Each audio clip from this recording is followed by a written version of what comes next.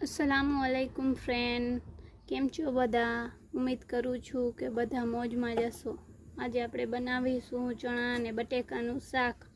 તો તેલ નાખી દેશું, 3 પાવરા તેલ નાખી દેશું। તેલ ગરમ થઈ જાય તો તેમાં જીરો એડ કરી દેશું, રાઈ, લાલ મરચાં અને મીઠા લીમડાના પાન।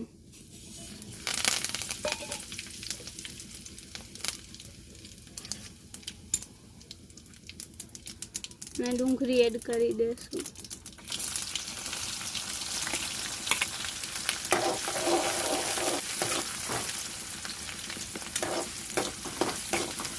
ડુંગળીનો કલર ગુલાબી થાય ત્યાં સુધી તેને પાકવા દેશું।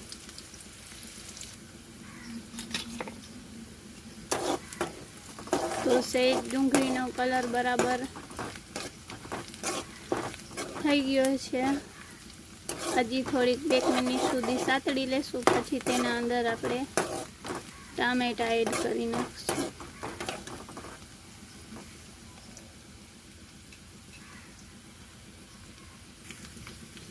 તો તમે જોઈ શકો છો કે ડુંગળીનો કલર બરાબર થઈ ગયો છે।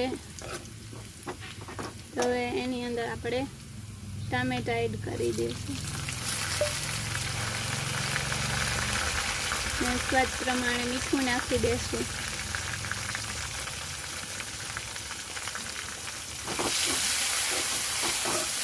ટામેટા ગળી જાય ત્યાં સુધી તેને બરાબર પાકવા મૂકી દઈશું।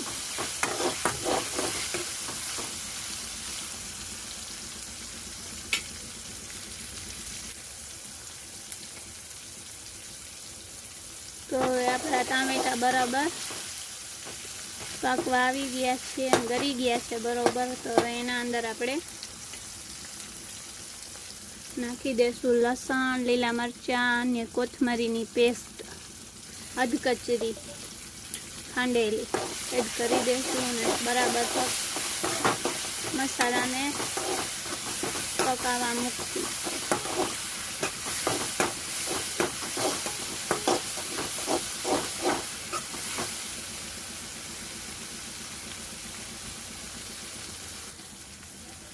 આપણો મસાલો બરાબર પાકી ગયો છે। તો હવે એના અંદર આપણે મસાલા નાખી દઈશું। સૂકા મસાલા નાખી દઈશું, અડધી ચમચી હળદર, 2 ચમચી ધાણા, 2 ચમચી મરચાં પાવડર અને અડધી ચમચી ગરમ મસાલો પાવડર અને સહેજ પાણી નાખી દઈશું।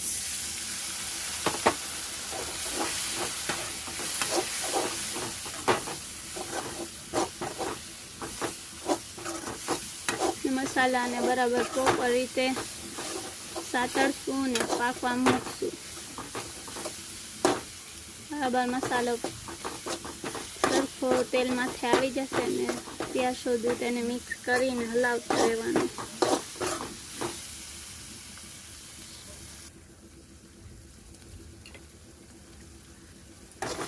તો હવે જોઈ લઈએ મસાલો બરાબર પાકવા આવ્યો છે। હવે એના અંદર આપણે એડ કરી દઈશું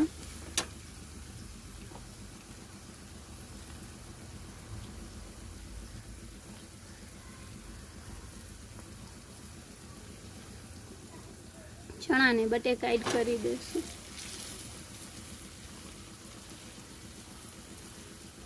ને પાણી નાખી દઈશું સહેજ ને બરાબર મિક્સ કરી દઈશું।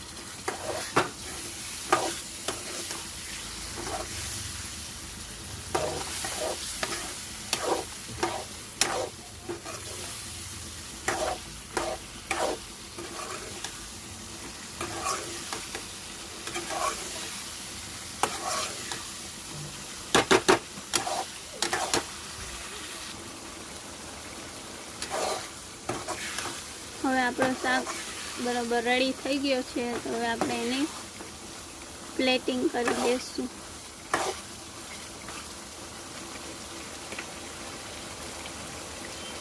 માથેથી લીલા ધાણા નાખી દઈશું।